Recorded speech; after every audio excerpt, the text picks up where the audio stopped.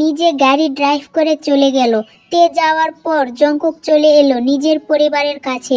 জিজ্ঞাসা করলো কি হয়েছে। জংকুকের বাবা মিস্টার RM বললেন, তেমন কিছুই না, আমাদেরই দোষ ছিল, মিটে গেছে সমস্যা। উনি কে ছিল? কে? ওই যে নীল ড্রেস পরা, মাত্র গেল এখান থেকে। মেয়েটির নাম কিম তেয়ং তে। মেয়েটি ফ্যাশন হাউসের CEO। ঢাকা শহরে নতুন একটি বাড়ি করেছে, তাই মিলাদ দিতে আসা এখানে। আনফরচুনেটলি আমরাও এখন এসেছি। আমরা না বলেই আসি, মূলত আসার কিছুক্ষণ আগেই জানিয়ে আসি। তে মেয়েটি আগে থেকে বলেই সব ঠিক করে রাখে। এই নিয়ে একটু ঝামেলা হয়, তবে এখন ঝামেলা শেষ। তে? হ্যাঁ, মেয়েটির নাম এটাই বলল। জংকুক মনে মনে বলে, দেখতেও যেমন মায়াবতী, নামটিও তেমন। তে? তে হবে সবার জন্য, এই জংকুকের জন্য সে মায়াবতী। বলেই বুকের বাঁ পাশে হাত রাখে জংকুক। মানত শেষ করে সবাই ঘুরে তাকায় সিঁড়ির দিকে। মিসেস জিন খুব খুশি হয় ছেলেকে এখানে দেখে। ছেলে তার পীর ভক্ত না, তাদের বংশীয় মর্যাদা এই বাপ ছেলে বাদে সবাই রক্ষা করেছে। কি জানি এবার কি হবে, কারণ এবার বংশীয় মর্যাদার জন্য আছে জিওন জংকুক, যে কিনা জিওন পরিবারের বড় ছেলে ও একজন মিনিস্টার। জংকুকের কাছে জিমিন ও লিসা দৌড়ে এসে জড়িয়ে ধরে। তারা এসে ভাইকে জড়িয়ে বলে, হ্যাপি বার্থডে ভাইয়া, সকালে দেখা হওয়ার আগেই কিনা চলে গেলে, অনেক মিস করেছি তোমাকে। তা তো দেখতেই পাচ্ছি, কিভাবে মনোযোগ সহকারে মানত করতে শুরু করেছিস। জিমিন ও লিসা জংকুকের কানে ফিসফিস করে বলে, কে বলেছে আমরা মানত করেছি? ওখানে দাঁড়িয়ে তো চুপ করে দাঁড়িয়ে থাকি, কোনো কিছুই বলি না, মায়ের ভয়ে এখানে যেতে হয়। দুই বোনকে জড়িয়ে হেসে দেয় জংকুক। পরিবারের সবাই এসে দাঁড়ায় এক জায়গায়। মিসেস জিন এসে ছেলেকে জড়িয়ে ধরে, তারপর বলে, এখন বাসায় চল, দুপুরে বাসায় খাবি, আজ আর তোকে কাজে যেতে হবে না। মিসেস জিনের দুই হাত নিজের হাতের মুঠোয় আলতোভাবে নিয়ে জংকুক বলে, তুমি তো জানো মা, আমি জন্মদিন পালন করি না, তোমরা শুধু শুধু এসব করতে থাকো। আর আজ একটু ঝামেলায় আছি। এলাকার এক মেয়েকে কয়েকদিন ধরে আটক করা হয়েছিল, তারপর তাকে নির্মম অত্যাচার, এক কথায় ধর্ষণ করা হয়েছে।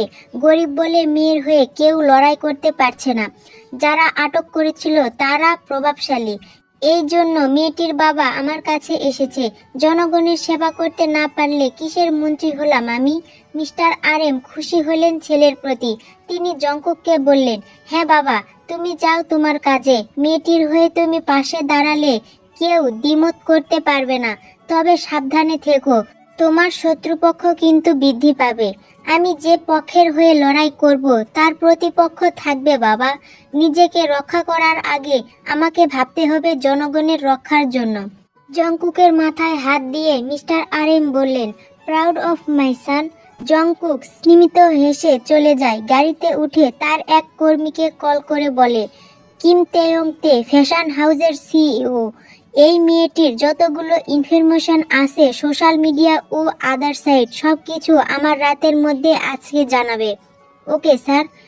কর্মীর সাথে কথা বলেই কল কেটে দিল জংকুক। তারপর চলে গেল কোর্টে। যে মেয়েটিকে ধর্ষণ করা হয়েছিল তার হয়ে কোনো উকিল পাওয়া যাচ্ছে না, তাই জংকুক একজনকে হায়ার করে নিয়ে যায়। কিন্তু সেখানে যেতেই জংকুক অবাক হয়ে যায়। যে মেয়েটির হয়ে কোনো উকিল ছিল না, সেই মেয়ের জন্য এখন দুইটি উকিল। একটি জংকুক নিয়ে এসেছে, আরেকটি উকিল আগে থেকে এসে মেয়েটির বাবার সাথে কথা বলছে। জংকুকও তার উকিল যে মেয়েটির বাবাকে জিজ্ঞাসা করে, উকিল কোথায় পেলেন?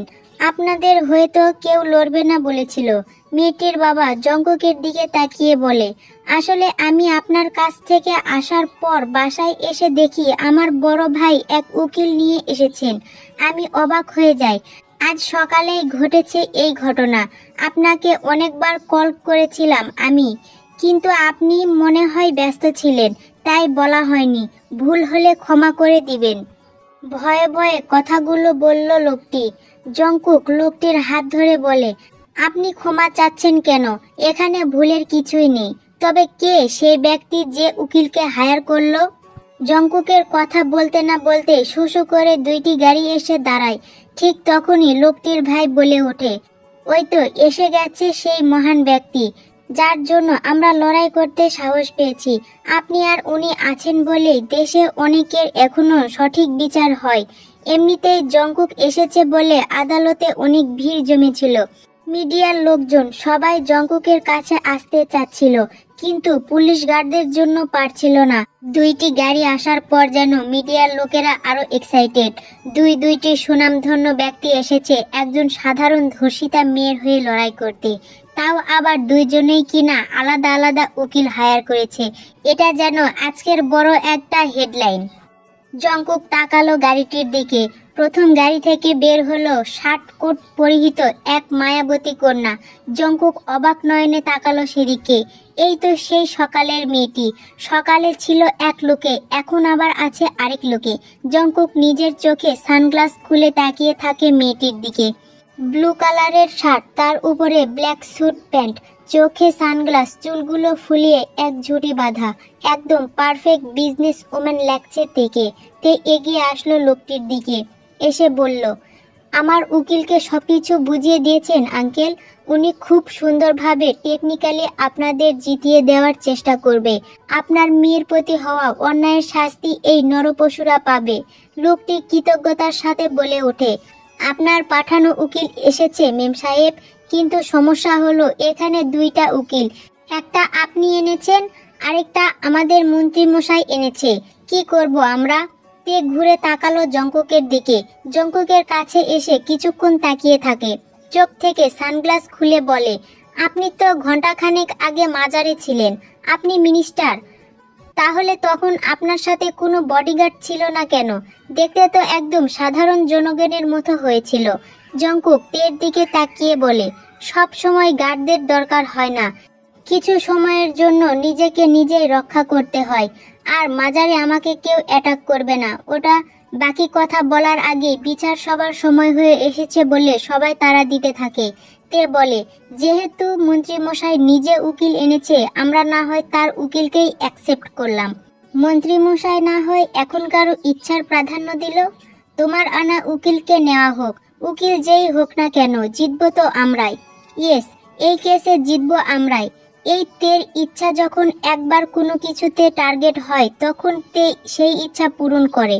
তের কথা শুনে জংকুক মনে মনে বলে, আমার মায়াবতীর ইচ্ছা। প্রকাশ্যে বলে, ওকে লেটস মুভ।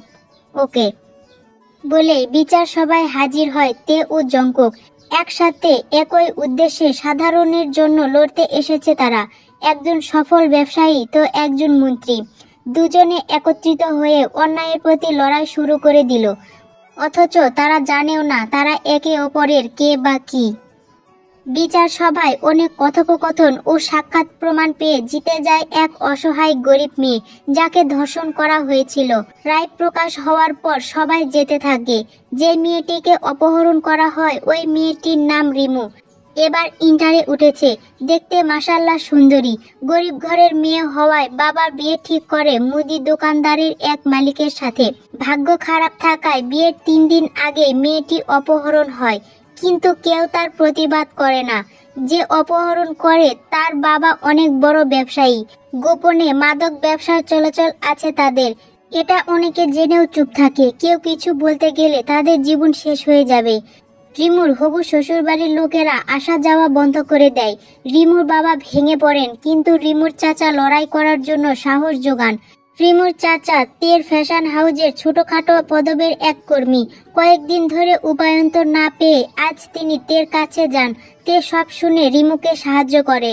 আর অন্যদিকে রিমুর বাবা ভেবেছিলেন আর কেউ নেই তাদের জন্য, তাই আজ সকালে তিনিও জংকুকের কাছে আসে, হাত জোর করে কান্নাকাটি করে মেয়ের জন্য। জংকুক তার নিজস্ব উকিল নিয়ে রেডি থাকে। ঠিক সেই সময় কল আসে রোজের, তাই তো যেতে হয়েছিল মাজারে। এরপর যা হলো আপনারা তো জানতে পারলেন। রিমুর মা রিমুকে নিয়ে অটোতে উঠতে নিবে, ঠিক সেই সময় রিমুর হবু শাশুড়ি এসে বলে, আপনাদের মেয়েকে আমার বাড়ির বউ করতে পারবো না। যেই মেয়ের ভিতর সতীত্ব বজায় নেই, আবার তাই নিয়ে দুনিয়া রটায়, তাকে আমার ছেলে বিয়ে করবে না। লজ্জায় সে আজ আসতে পারেনি, তাই আমি জানিয়ে দিলাম। মহিলাটির কথা শেষ হওয়ার সাথে সাথে পিছন থেকে তে বলে, এমন কাপুরুষ ছেলেকে তো লজ্জা পেয়েই ঘরে বসে থাকতে হয়। ছেলেকে কাপুরুষ বলাতে ক্ষিপ্ত হলেন মহিলাটি। সাথে সাথে তিনি তেকে বলে, আমার ছেলেকে কাপুরুষ বলার তুমি কে? সাধারণ জনগণ আন্টি। কি বলুন তো, রাস্তাঘাটে জোকারদের মতো করে সার্কাস দেখাবেন আপনারা, আমরা কি শুধু উপভোগ করব, কোনো কমপ্লিমেন্ট পাবেন না? এটা কি হয় নাকি? এটুকু বলে রিমুর কাছে এসে বলে, জীবনে শুভাকাঙ্ক্ষী হয়ে অনেক নিন্দুক আসবে। তোমার জীবনের যে বিষয়টিকে সবাই দুর্বল জায়গা ভাবছে, সেই জায়গাকে বুড়ো আঙুল দেখানোর দায়িত্ব তোমার। তুমি ধর্ষণ হয়েছ মানে এই না যে তুমি নষ্ট, বরং তুমি ইচ্ছা করে নোংরামি করলে তুমি নষ্ট। নিজের কর্মের বাহিরে যখন তোমার ক্ষতি হয়ে যাবে, সেখানে নিজেকে দুর্বল নয় সবল রাখবে। আজ যেটাকে তুমি দুর্বল ভেবে একঘর হয়ে থাকবে, কাল বাকিরা এসে তোমার থেকে শিখবে কিভাবে চুপসে যেতে হয়। আর যদি তুমি নিজের জীবনকে আরো সময় দিয়ে ভালো হয়ে চলো, তাহলে তোমার থেকে মানুষ শিখবে কিভাবে জীবনে হেরে গিয়েও এগিয়ে যেতে হয়। আর আজ যে তোমাকে রিজেক্ট করে দিচ্ছে, তুমি কেন তাকে সুযোগ দিচ্ছ? তুমি বরং নিজে থেকে তাদেরকে রিজেক্ট করে দাও। তের কথায় রিমু সাহস পেল। এই কয়দিনে কেউ তাকে এভাবে অ্যাপ্রিসিয়েট করেনি, আজ কেউ একজন করলো। রিমু সাহস নিয়ে মহিলাটিকে বলল, আপনি বিয়ে ভাঙতে চাইছেন তাই না? ঠিক আছে, আপনার ওই ঘরকুনো মাম্মাস বয়কে আমি রিজেক্ট করলাম।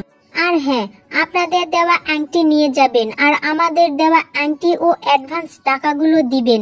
বউ যখন নিবেন না, সেই বাড়ির টাকাগুলো গিলতে যাবেন কেন? মহিলাটি মাথা নিচু করে চলে যায়। ছেলের দোকানের জন্য বিয়ের আগে রিমুর বাবার থেকে টাকা নেয়। মেয়ের সুখের কথা ভেবে টাকাগুলো দেন রিমুর বাবা। মহিলাটি যাওয়ার পর তে রিমুর বাবাকে বলে, মেয়ের বিয়ের সময় হয়নি, এত তাড়াতাড়ি ওকে বিয়ে দিতে হবে না। আমার যে নতুন ফ্যাক্টরি হয়েছে, ওখানে ছোটখাটো পদে কর্মী নিয়োগ চলছে। আমি চাই রিমু ওখানে কাজ করে নিজের পড়াশোনা চালিয়ে যাক, বাকিটা আপনাদের হাতে। রিমুর বাবা হেসে সম্মতি জানায়। দূর থেকে সবকিছু জঙ্কুক দেখছে। সে এতক্ষণ মিডিয়ার সাথে কথা বলছিল, এবার এখানে এসে বলে, পরবর্তীতে কোনো সমস্যা হলে আমাকে জানাবেন। আমার অ্যাসিস্ট্যান্টের নাম্বার দিয়ে ডাকলাম, ওর সাথে যোগাযোগ করলে পাবেন। বলেই তের দিকে তাকিয়ে স্নিমিত হেসে চলে যায় জঙ্কুক। তেও রিমুদের বিদায় জানিয়ে চলে আসে। কনকনা শীতে ঘেরা ঢাকা শহর। আকাশে একটি চাঁদের ঝলক, তার চারপাশে ঘোরাঘুরি করতে থাকে কিছু ক্ষুদ্র তারা। ছোট ছোট তারারা যেন এক জায়গায় স্থির না, তারা তাদের মতো করে এদিক থেকে ওদিক হতে থাকে। নির্জন নিরিবিলি পরিবেশ, শিয়াল কুকুরের ডাক ছাড়া কোনো কিছু শব্দ পাওয়া যায় না। এমন এক নির্জন পরিবেশে আলিশান এক বাড়ির বেলকনিতে দাঁড়িয়ে আছে তে। আঁখি তার ওই চাঁদের দিকে এক দৃষ্টিতে তাকিয়ে চোখের পানি ফেলে বলতে থাকে, তারারা কি সুন্দর ঘোরাঘুরি করতে থাকে। ক্ষুদ্র ক্ষুদ্র তারা হয়েও সঙ্গী নিয়ে ঘুরতে পারে, যেন এরা একটি হাসি খুশি পরিবার। আর চাঁদ, যে কিনা এতগুলো তারার সমতুল্য হয়ে আছে, সে তো বহুত হয়েও একা, ঠিক আমার জীবনের মতো। সবকিছু আছে আমার, কিন্তু ভালোবাসা নেই, পরিবার নেই, কিছুই নেই। তবুও লোকের কাছে আমি পূর্ণ ভেবেই চোখ বন্ধ করে কল্পনা করতে থাকে তার অতীত। এই 22 বছরের জীবনে সফলতা আসলেও সহ্য করতে হয়েছে তাকে অনেক কিছুই। এই যে আজ এই আলিশান বাড়ি তৈরি করেছে, কিন্তু তার মা তার কাছে নেই। মায়ের মমতা থেকেও দূরে আছে আজ 60টি বছর। এসবের জন্য তো ওই একটি লোকই দায়ী। ভুল হলো একটু, দূষিত আছে আরো অনেকেই, ভুগতে হবে সবাইকে। তের ভাবনার বিচ্ছেদ ঘটে তার ফোন কল। ঘরের ল্যান্ড ফোনে কল এসেছে। ঘরে ঢুকে কল রিসিভ করতেই ওপাশ থেকে বলে, মিস্টার সুবিনের ফ্যাক্টরিতে বিভিন্ন প্রোডাক্ট হবে 2 নাম্বার। খাদ্যের ভিতর প্রচুর ভেজাল পাওয়া যাবে। ম্যাম, সব কাজ খুব ভালোভাবে কমপ্লিট করা হয়েছে। ঠোঁট বাঁকা করে রহস্যের হাসি দিল তে। সাথে সাথে তার সিক্রেট অ্যাসিস্ট্যান্টকে বলল, সিসিটিভি ফুটেজ থেকে নিজেকে রক্ষা করতে পেরেছো তো? আর ফিঙ্গারপ্রিন্ট কিন্তু অনেক ডেভেলপ, তাই হ্যান্ড গ্লাভস পরেছিলে? সিসিটিভি ফুটেজ আমি ডিলিট করে দিয়েছি, আর হ্যান্ড গ্লাভস পরে সবকিছুতে পয়জন অ্যাড করেছি। আর নকল রোগীর ব্যবস্থা, বস্তি থেকে কিছু চাচি দাদিদের অফার দিয়েছিলাম। টাকার চেহারা দেখে তারা মিথ্যা রোগী সাজতে রাজি। Good, very good. আর খেয়াল রেখো, বাকিরা খাবারগুলো খাওয়ার আগে যেন মিথ্যা রোগীদের নিউজ আগে আসে, তা না হলে তো ভালো লোকেরাও অসুস্থ হয়ে পড়বে। চিন্তা করবেন না ম্যাম, খাবারের ফ্যাক্টরি খোলা হয় সকাল 8টায় আর বিভিন্ন দোকানে পৌঁছাবে তার কিছুক্ষণ পরই। আমার লোকেরা দোকানে এসে খাবারগুলো কিনবে, সামান্য কিছু খেয়ে বাকিটা না খেয়ে শুধু অভিনয় করবে। পয়জনের পরিমাণ তাদের শরীরে 5% পাওয়া যাবে আর খাবারগুলো ল্যাবে স্ক্যান করা হলে ওভার ফুড পয়জিং দেখা দিবে। এতেই আমার কাজের প্রথম স্টেপ কমপ্লিট হবে। তোমার অ্যাকাউন্ট চেক করে নিও। এই তের ইচ্ছা পূরণ করেছো তুমি। তোমার ক্যাশটিও তো পারফেক্টলি বুঝিয়ে দিতে হবে। বলেই কল কেটে দিল তে। ঘড়ির কাঁটায় ঠিক 12টা দেখাচ্ছে। সেদিকে তাকিয়ে তে ভিলেনি হাসি দিয়ে বলে, হ্যাপি বার্থডে মিস্টার জিওন সুবিন। অন্যদিকে সারাদিন কাজ করে মাত্র বাসায় আসে জংকুক। বাসায় আসার সাথে সাথে জংকুকের মা মিসেস জিন বেগম ছেলের কাছে আসেন। এসে বলেন, সারাদিন বাইরে ছিলি, কি না কি খেয়েছিস, আয় এখন খাবি। তুমি কেন এত রাত জেগে আছো বলো তো? আমি আমার মতো এসে খেয়ে দিয়ে ঘুমিয়ে যাব। তোমাকে চিন্তা করতে হবে না, তুমি তোমার মতো ঘুমিয়ে যাবে, রাত জাগার দরকার নেই। সন্তানদের জন্য মায়ের যে কি চিন্তা এটা তুই কি বুঝবি বল? তুই যতই বলিস না কেন আমি তোর জন্য অপেক্ষা করবই। এখন আয়, তোর জন্য খাবার রেডি করে রেখেছি। মায়ের সাথে না পেরে জংকুক খাবারগুলো খেয়ে ঘরে আসে। ঘরে আসার পর কল করে নিজের পার্সোনাল অ্যাসিস্ট্যান্ট জেহপের কাছে। লোকটি প্রথম কল রিসিভ করে না। জংকুক রেগে SMS দেয়, বসের কপালে বউ জোটেনি, আর বেটা তুমি বউ নিয়ে মধুচন্দ্রিমা করতে ব্যস্ত। মধুচন্দ্রিমা ছেড়ে তাড়াতাড়ি আমার কল ধরো, তা না হলে কাল থেকে এই মধুচন্দ্রিমার বাড়িতে নয়, রাস্তায় ভিখিরির সামনে করবে। এর ঠিক 5 মিনিট পর কল ব্যাক করলো জেহপ। জংকুক বিছানায় গা এলিয়ে কল রিসিভ করে বলে, 5 মিনিট দেরি হয়েছে। এর মানে কাল থেকে তুমি তোমার বউয়ের সাথে এক ঘরে না, তুমি এক ঘরে, তোমার বউ আরেক ঘরে। বসের মুখে এমন কথা শুনে গলা শুকিয়ে আসলো জেহপের। শুধু বস হলে মানা যায়, এটা মন্ত্রী বস। জংকুক আবার বলে, আমার ইনফরমেশন গুলো কোথায়? আদেও কি আমার মধুচন্দ্রিমা রানীর তথ্য নেওয়া হয়েছে, নাকি নিজেটা পেয়ে আমার ব্যাপারে ভুলে গেলে? এমনটা করলে কিন্তু তোমার বউকে অন্যের বানিয়ে তোমাকে দেবদাস করে রেখে দিব। জেহপ হাসবে নাকি কান্না করবে নাকি ভয় পাবে কিছুই বুঝে উঠতে পারছে না। এই জিয়ন জংকুক যেমন রাগী তেজি, ঠিক তেমনই লাগামহীন। জংকুককে আর কিছু বলতে না দিয়ে জেহপ বলে, পেয়েছি বস, সকল তথ্য পেয়েছি আমি। ম্যামের নাম কিম তেয়ং তে। বাবা মা ঢাকাতে থাকেন না, তারা গ্রামে থাকেন। ম্যাম ঢাকাতে এসেছে আজ 7 বছর হয়েছে। ফ্যাশন ডিজাইন নিয়ে পড়াশোনা করেছেন। নিজস্ব ব্যবসা ছিল, তাই সেই ব্যবসার হাত ধরেই এত বড় সফলতা পেয়েছে। গুলশানে বাড়ি করেছে সে নিজেই। লোকেশনটি আপনার বাড়ির থেকে মাত্র 5 মিনিটের দূরত্বেই। গাধা, সব গড়গড় করে বলছো আর এটা বলছো না যে সে সিঙ্গেল নাকি মিঙ্গেল। উনি সিঙ্গেল স্যার, বায়োডাটাতে সিঙ্গেল শো করেছে।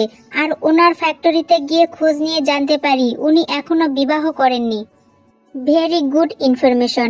এরপর থেকে মায়াবতীর সকল ইনফরমেশন আমাকে দিবে। ও কখন কোথায় যাবে, কি করে, কার সাথে মিশে, সবকিছু। আর হ্যাঁ, বউ থেকে 7 দিনের জন্য দূরে থাকবে, এটাই তোমার শাস্তি। তা না হলে কিন্তু পার্মানেন্ট বউ হারাবে। এরপর থেকে সঠিক সময়ে আমার উত্তর দেওয়ার চেষ্টা করবে। রাখছি বলে কল কেটে দেয় জংকুক। জেহপ হতাশ হয়ে বসে থাকে। জেহপের বউ আয়ু বলে, কি হয়েছে? আর কি হবে, সাইকো বস আমার নিজের ভালোবাসার তথ্য পায়নি বলে আমাকে বউ ছাড়া 7 দিন অন্য ঘরে থাকতে আদেশ দিয়েছে। তা না হলে নাকি তোমাকে অন্য কারু করে দিবে। কত শখের বউ আমার। বলে কপাল চাপড়াতে থাকে জেহপ। আয়ু মিটমিট করে হাসতে থাকে, কারণ আয়ুকে তুলে নিয়ে বিয়ে করেছে জেহপ। বিয়ের পর 1 মাস আয়ু চুপচাপ ছিল, পরে আস্তে আস্তে সেও জেহপকে ভালোবেসে ফেলে। দুপুরে জিওন বাড়িতে সবাই নীরবতা পালন করে। জংকুক বাইরে থেকে মাত্র এসেছে খাবার খেতে। সবাইকে চুপ দেখে জিজ্ঞাসা করে, কি হয়েছে? মিস্টার RM বলেন, হসপিটাল থেকে কল এসেছে, টিভিতে নিউজ হচ্ছে, সবাই বলছে আমাদের ফ্যাক্টরি নাকি জালিয়াতি করে টাকা কামাই করে।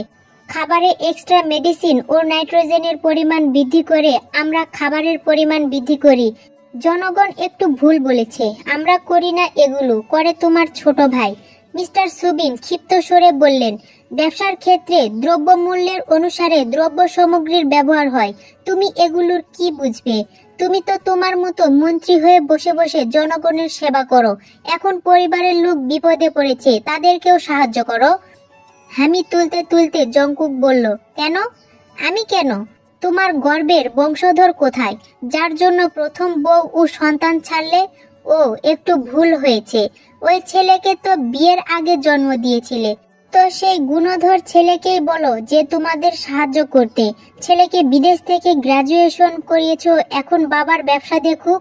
সুগা বাইরে থেকে মাত্র ঘরে ঢুকতে লাগলো, এর মধ্যেই জংকুকের কথা শুনতে পায়।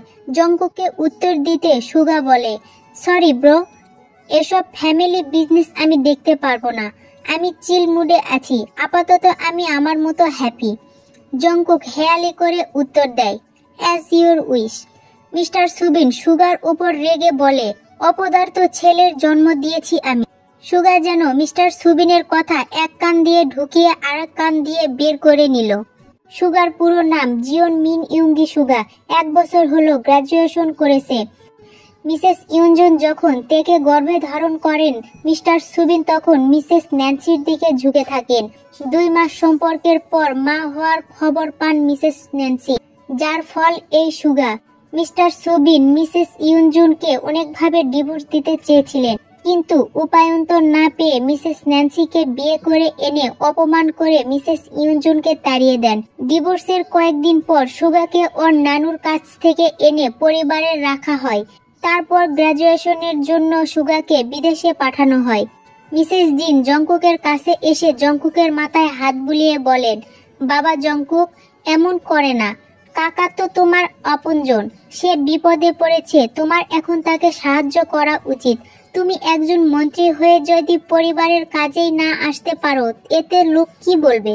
কিছুক্ষণ নীরবতা পালন করে জংকুক বলে, ওকে মা, আমি দেখছি কি করা যায়, but this is first and last help.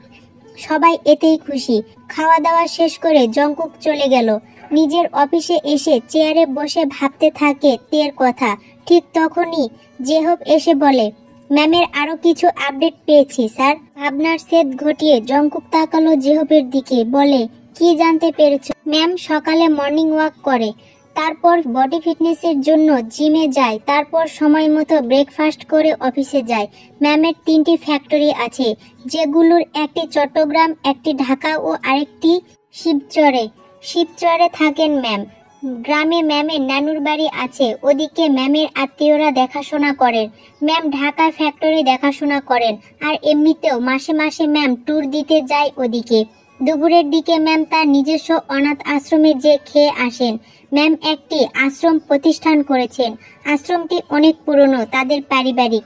Ma'am ছোট ছিলেন এবং একা, তাই কয়েক বছর আশ্রমটি বন্ধ ছিল, এখন আবার আশ্রমটি ওপেন করেছেন। ম্যাম সবসময় টাইম মেনটেন করে চলে, সময়ের হেরফের করা তার পছন্দ না। সব থেকে ইন্টারেস্টিং পার্ট, ম্যাম নিজে একজন ফাইটার, একদম আপনার সাথে মানানসই। শুধু পার্থক্য, আপনি বিদেশ থেকে ফাইট শিখেছেন আর ম্যাম বাংলাদেশের সংস্থান থেকে ফাইট শিখেছেন। জেহবের বলা প্রতিটি কথা চোখ বন্ধ করে মনোযোগ দিয়ে শুনল জংকুক। তার মায়াবতীর বিষয়ে এত কিছু জেনে ভীষণ ভালো লাগছে। তার মায়াবতীও ফাইট জানে, তবে জংকুকের শক্তির কাছে এই ফাইট একদম ফিকে পড়ে যাবে। তাতে কি হয়েছে, মায়াবতী অন্যদের থেকে তো নিজেকে রক্ষা করতে পারবে, এটাই অনেক। জেহব জংকুকের থেকে কোনো উত্তর না পেয়ে বলে, স্যার। চোখ বন্ধ রেখেই জংকুক বলে, সব কিছুই মন দিয়ে শুনেছি, এবার তুমি যেতে পারো। আর শোনো, 7 দিন বইয়ের থেকে দূরে থাকতে হবে না, শুধু 5 দিন দূরে থাকবে। জেহব আশাহত হয়ে কক্ষ থেকে বের হয়ে বলে, সাইকো মন্ত্রী নিজের বউ জুটাতে পারলো না এই 32 বছর বয়সে, আমাকেও বইয়ের কাছে থাকতে দিবে না। কপাল থাকা লাগে, কপাল। যার কপালে সাইকো মন্ত্রী জুটে সে কি আর পারে মধুচন্দ্রিমা করতে?